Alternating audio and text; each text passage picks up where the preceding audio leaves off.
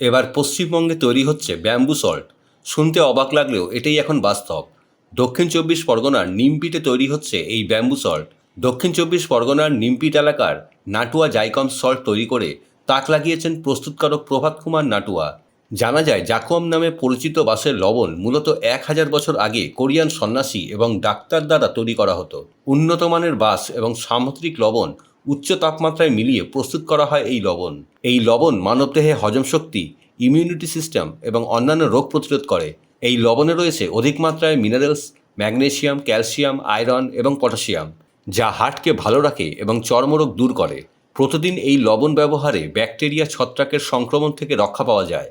এই লবণে রয়েছে অ্যালকালাইন প্রপার্টিস, যা মানবদেহে পিএইচ মাত্রার সমতা বজায় রাখে। জানা যায়, এই লবণ তৈরিতে মূল উপকরণ হিসাবে ব্যবহার হয় সামুদ্রিক লবণ এবং নির্দিষ্ট মাপের কাটা বাঁশ। প্রথমে নির্দিষ্ট মাপের বাঁশ কাটা হয়, তারপর সেই ফাঁপা বাঁশের মধ্যে ঢুকিয়ে দেওয়া হয় লবণ। তারপর কাদা দিয়ে মুখ বন্ধ করে উচ্চ তাপমাত্রার আগুনে পোড়ানো হয়। এতে বাঁশের সমস্ত উপাদান লবণের সাথে মিশে গিয়ে লবণের গুণাগুণ বাড়িয়ে তোলে। এই প্রক্রিয়া 3 বার করা হয়। পরবর্তীতে এই লবণ বেটে প্রস্তুত করা হয় ব্যাম্বু সল্ট। মূলত এটা ঝাড় থেকে প্রাপ্তবয়স্ক বাঁশ আমরা সংগ্রহ করি। মূলত 3 বছর উঠে হলে খুবই ভালো হয়।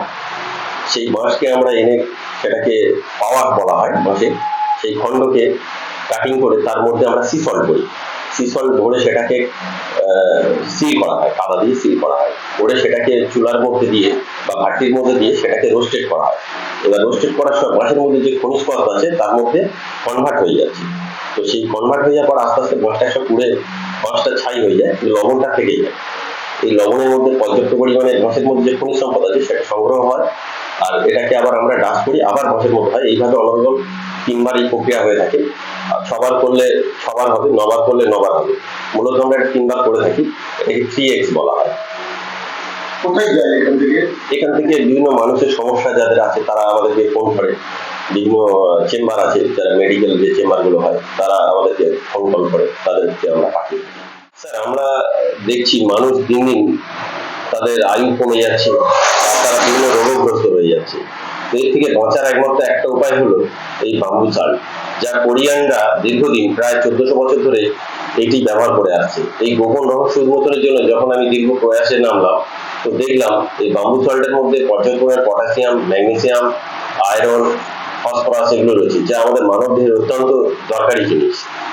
তো এই জিনিসগুলো পাওয়া যায় সাধারণত অন্তত 3 বছরের পুরানো বাঁশ বা তার অধিক পুরানো হলে খুবই ভালো হয়। তো এই বাঁশকে আমরা প্রথমে ঝাড় থেকে সংগ্রহ করি।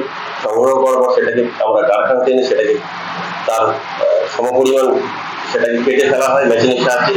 কেটে তার মধ্যে সাধারণ লবণ বা সি সল্ট করা হয়। আর এই সি সল্টকে চুলার মধ্যে উচ্চ তাপমাত্রায় 1000 থেকে 1500 ডিগ্রি সেলসিয়াসে সেটাকে রোস্টেড করা হয়। আর এর ফলে বাঁশের মধ্যে যে খনিজ সম্পদ আছে সেটা হচ্ছে লবণের মধ্যে কনভার্ট হয়ে যায়। এইভাবে যদি আমরা যতবার সেটাকে রোস্টেড করব, তো সেটা তত পরিমাণ তার গুণাগুণ তার মধ্যে কনভার্ট হবে।